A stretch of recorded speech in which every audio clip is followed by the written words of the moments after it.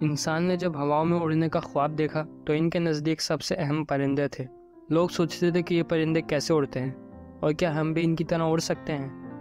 ابتدا میں لوگوں نے مختلف انداز میں اڑنے کی کوششیں کی، لیکن کامیاب نہ ہو سکے اور زمین پر گر گئے۔ اس کے بعد اس حوالے سے مزید سوچا گیا کہ آخر کس طرح اڑا جا سکتا ہے، اور مختلف مراحل طے کیے جاتے رہے، یہاں تک کہ اڑنے والے غبارے بنائے گئے، لیکن اڑنے کا صحیح لطف نہ آ سکا۔ پھر مزید قدم بڑھائے گئے اور ہینگ گلائڈرز بنائے گئے۔ اس طرح انسان کو کچھ تسلی ہوئی، لیکن آگے بڑھنے کی جستجو باقی تھی، اور پھر رائٹ برادرز نے ایک جہاز بنا لیا۔ یہ بہت سادہ جہاز تھا، لیکن اس شعبے میں ہونے والی ترقی کا سہرا رائٹ برادرز کے سر ہی جاتا ہے۔ اس شعبے میں مزید ترقی ہوئی تو طیارے بھی بنے۔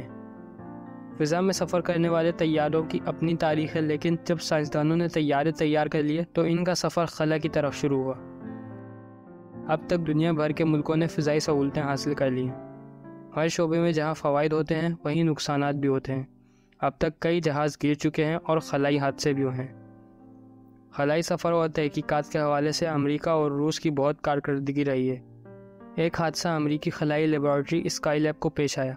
14 جولائی 1979 کو امریکی خلائی لیبارٹری اسکائی لیب زمین پر آ گری، جس کے بعد جنوبی بحر ہند اور زیادہ تر ویران مغربی آسٹریلیا میں اس کے ٹکڑے بکھر گئے۔ اسکائی لیب میں خرابی پیدا ہوئی تو سائنسدانوں نے اسے سنبھالنے کی بہت کوشش کی، لیکن ناکام رہے، اور پھر اسے ایسی جگہ گرانے کی کوششیں کی گئیں جہاں جانی نقصان نہ ہو۔ دنیا بھر میں یہ خبر گردش کر رہی تھی کہ خلائی جہاز کہاں گرے گا، اور کئی لوگ تو خوفزدہ تھے کہ کہیں وہ جہاز ان پر ہی نہ آ گرے۔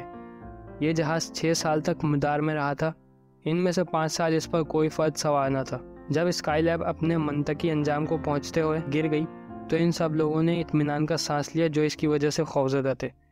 اس طرح کے حادثات کے باوجود سائنسدانوں کا عزم اب بھی برقرار ہے، اور وہ آگے سے آگے بڑھنے کے لیے دن رات کام کر رہے ہیں۔ دوستوں، مجھے امید ہے کہ آپ کو آج کی میری یہ ویڈیو پسند آئی ہوگی۔ کمنٹ کر کے بتائیں کہ آپ کو یہ ویڈیو کیسی لگی، اور میرے چینل کو سبسکرائب کرنا نہ بھولیے گا، اور اس ویڈیو کو اپنے فرینڈس کے ساتھ بھی ضرور شیئر کریں۔ اب میں ملوں گا آپ سے ایسی ہی ایک نئی انٹرسٹنگ ویڈیو میں، تب تک کے لیے تھینکس فار واچنگ۔